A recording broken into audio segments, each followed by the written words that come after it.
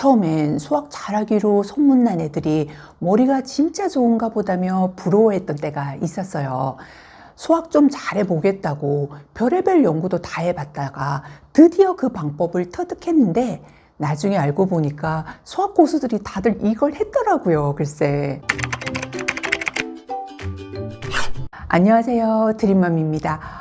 오늘은 초3에서 고1까지 수학 고수들의 알짜 로드맵 그리고 공부법을 알려드리려고 해요. 이제 이 방법으로 시작한다면 수학을 잘할 수밖에 없게 되는데요. 심지어 돈도 시간도 아끼고 시행착오도 없이 수학 1등급 상위권이 될 수가 있어요. 그리고 부모님들이 쉽게 도와줄 수가 있고 학업 스트레스도 많이 줄어드실 거예요.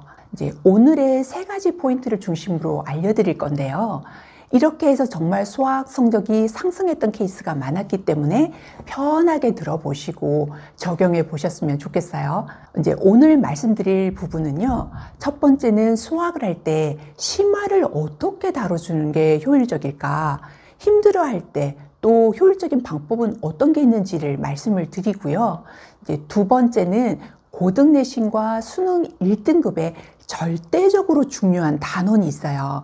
그 단원에 대해서 알려드릴 거고, 이제 세 번째는 공통수학을 누구는 2, 3회독이면 된다. 누구는 몇십 회를 돌려라 하는데 어떻게 하는 게 맞는지 쉽고 간략하게 알려드리려고 해요.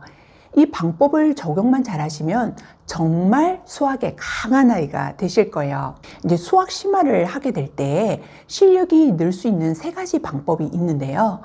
먼저 어렵고 잘 안 풀린다면 틀렸던 개념을 다시 한번 보고 확실히 이해가 된 후에 다시 심화 문제를 풀어보면 문제가 풀리는 경우가 있어요.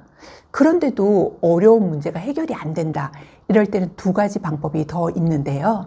이건 이제 이전에도 몇 번이나 말씀을 드렸지만 어려운 문제를 해결할 수 있도록 답지를 보지 않고 고민하는 시간을 갖는 건 수학을 잘하고 어려운 문제 또 새로운 문제를 푸는 힘을 기르는데 너무너무 중요하고 이번에 입시 트렌드와도 잘 맞는 그런 방법이죠.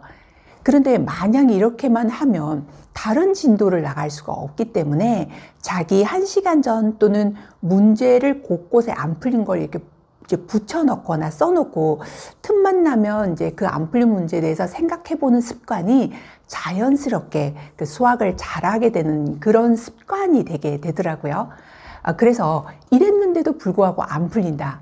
이럴 때는 아이 실력에 맞게 적절한 선행을 조금씩 나가보다가 다시 안 풀렸던 심한 문제를 풀어보면 생각보다 쉽게 풀릴 때가 있어요.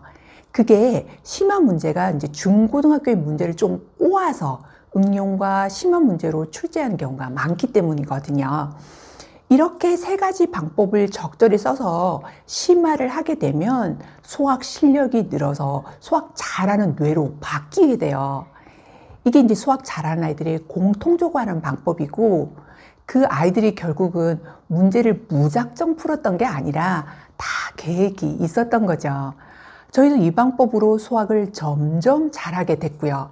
이제 2번째로 아셔야 하는 게 고등 내신과 수능 1등급에 절대적으로 중요한 단원이 있어요. 이걸 준비해야 고등 가서 1등급을 받을 수가 있는데요. 여기에서 3가지를 알아두시면 정말 도움이 되는 게 먼저 고등 과정의 개념을 1-1에서 3-1까지 1학기를 한번 쭉 정리를 해보고 1-2에서 3-2까지 2학기 부분을 정리를 해보면 이제 대수 파트, 기하 파트가 머릿속에서 이제 정리가 되면서 다시 초등 심화를 풀어보면 뭔가 수학 실력이 늘고 정리된 느낌을 받을 거예요. 물론 1-1을 1-2런 수준으로 나가도 되거든요.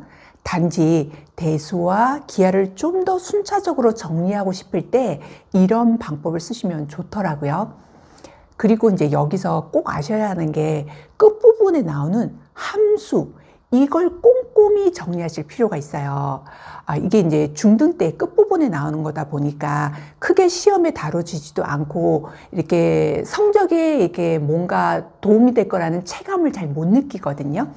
그런데 고등어 올라가면 함수가 많은 비중을 차지하는 거예요. 그래서 여차하면 이 파트를 소홀히 했잖아요. 그러면 고등 가서 내신 성적이 안 나오는 경우가 많아요. 그래서 초, 중등 때가 아닌 고등 내신과 수능을 이제 생각한다. 멀리를 내다보시고 함수를 꼭 정리해 보시길 바래요. 그리고 또 진짜 중요한 부분이 고등 가기 전에 공통수학을 미리 공부하고 가는 거죠. 이게 고등 수학의 근간이 되어주기 때문인데요. 그리고 또한 고등 첫 시험에서 좋은 결과가 나와야 자신감 뿜뿜 생겨서 열공하는 계기도 되고요. 얼마 전에 100만 유튜버였던 마이린이라는 학생이 고1 1학기와 2학기 내신이 좋지 않아서 수시 광탈을 했다고 하더라고요. 이제 다행히도 정시에서 연대에 합격을 했다고 해요. 정말 축하드려요. 이제 그만큼 대입에서 고1이 차지하는 내신이 되게 중요한데요. 이 부분을 꼭 신경 써 주시면 좋을 것 같아요. 근데 세 번째로는 정말 공통수학에 대해서 많은 의견들이 있어요. 누구는 2, 3회독을 하면 된다. 누구는 수십 회독을 하라. 이런 강사분들의 말씀을 들으면 어떤 게 맞는지 막 헷갈리고 고민이 되시잖아요. 이 부분을 명확하게 말씀을 드리자면 초등부터 이제 경시나 사고력 같은 고난이도 문제를 많이 다루고 또 중등에서 심도 있는 문제를 계속 다뤄본 그래서 시간도 열정도 많이 투자해서 공부했던 친구들이라면 2, 3회독만 봐도 충분히 이해가 돼요. 아이들이 이미 그 이전에 심화나 다양한 문제를 접해봤기 때문에 그런 거지 아이가 천재라서 영재라서 그런 게 아니거든요.